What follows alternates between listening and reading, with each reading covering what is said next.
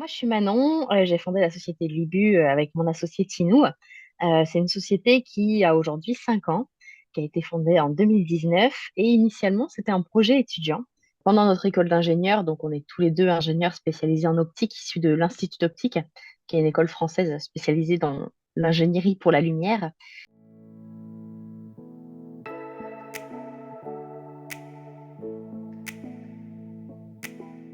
Le biomimétisme, c'est s'inspirer de la nature, tout simplement, pour Mhm. créer des solutions techniques. L'idée, c'est que la lumière, c'est le principal synchroniseur de notre horloge biologique. On a tous une horloge biologique qui gère nos phases d'activité de repos, les cycles veille-sommeil, le fonctionnement de nos organes, donc qui a un impact assez large sur notre santé et qui est synchronisé par la lumière naturelle du soleil. Et nous, les lumières auxquelles on s'expose au quotidien ne tiennent pas compte de ce rythme et ça a tendance plutôt à dérégler l'horloge et à engendrer des troubles du sommeil, des risques de stress, de fatigue, d'erreur, des arrêts maladie plus fréquents l'hiver que l'été. Et dans le cadre des personnels qui pratiquent des horaires décalés, c'est jusqu'à de la somnolence, des risques de troubles cardiovasculaires, des risques de cancer accrus. Donc voilà, c'est un véritable enjeu de santé publique. Et aujourd'hui, l'idée du biomimétisme, c'est de dire le soleil, lui, il fournit un certain nombre de signaux à notre corps qui permettent de réguler cette horloge biologique que la lumière artificielle ne fournit pas. Et donc, ce qu'on allait chercher, c'est tout simplement essayer de redonner via la lumière artificielle ces signaux-là au corps au bon moment. Donc,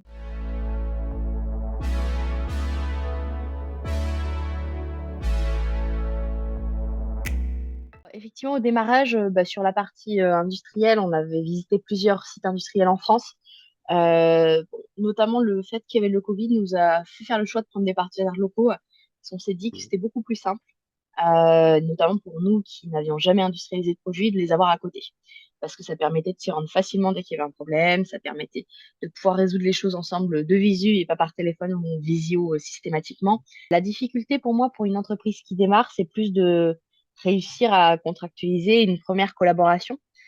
Parce que bah, en fait, c'est dans les deux sens, hein. Il faut aussi que le partenaire industriel ait confiance vis-à-vis de la société. Et pour une entreprise qui démarre, start-up, avec un modèle innovant, c'est pas si évident que ça. Donc, nous, on s'est fait accompagner par quelqu'un qui avait déjà travaillé avec des partenaires industriels, avec sa propre entreprise, et qui connaissait du coup un petit peu ce tissu économique pour réussir à sourcer les bons partenaires, ceux qui correspondaient bien à nos besoins. Et voilà, il nous a accompagnés aussi pour les rencontrer et voilà, nous permettre de donner les bonnes clés à nos partenaires pour qu'ils puissent aussi nous faire confiance.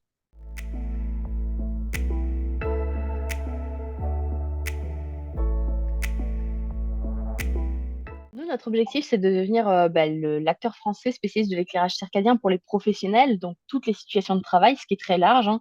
Aujourd'hui, une grosse partie de notre activité, et ce qu'on avait commencé initialement, c'était le tertiaire, donc tout ce qui concerne les bureaux, des gens qui travaillent à peu près en horaire standard. Depuis cette année, on se penche beaucoup plus fortement sur la problématique des horaires décalés, donc les personnels, notamment dans le milieu de la sécurité, de la surveillance, qui surveillent des caméras 24 heures sur 24, etc. Quelques applications aussi dans le médical, le socio-médical. Donc, médical, par exemple, auprès des médecins infirmiers. Mais socio-médical, c'est par exemple dans les EHPAD, où on a les mêmes problématiques. Donc, effectivement, le champ d'action est très large. Et il y a encore des secteurs qui sont très intéressants et qu'on n'est pas encore en capacité technique d'adresser, comme le secteur de l'industrie, qui a des caractéristiques, hein. Souvent, c'est des grandes hauteurs sous plafond, donc il faut éclairer un peu différemment.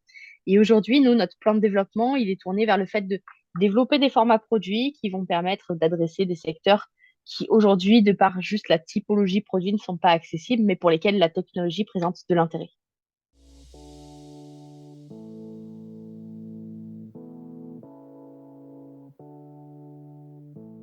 Alors effectivement, en 2019, nous, on avait fait une phase de test, une étude qui permettait de valider la solution Libu, donc de valider l'impact sur des collaborateurs en bureau de nos solutions d'éclairage.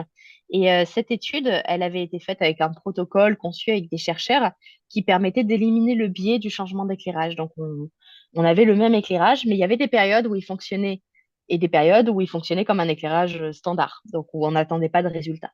Et ça, les collaborateurs n'étaient pas au courant. Et quand on a fait le débrief de cette expérimentation, il y a des gens qui nous ont reporté que ils avaient vu qu'il y avait une cyclicité.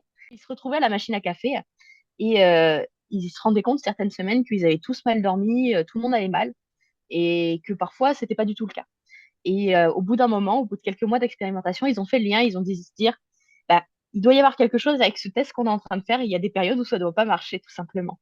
Et voilà, c'est un petit peu l'anecdote qu'on en a retirée parce qu'on pensait pas que ça se verrait à ce point-là et que les gens ressentiraient d'un point de vue juste sensation à ce Mhm. point-là l'impact de nos solutions d'éclairage.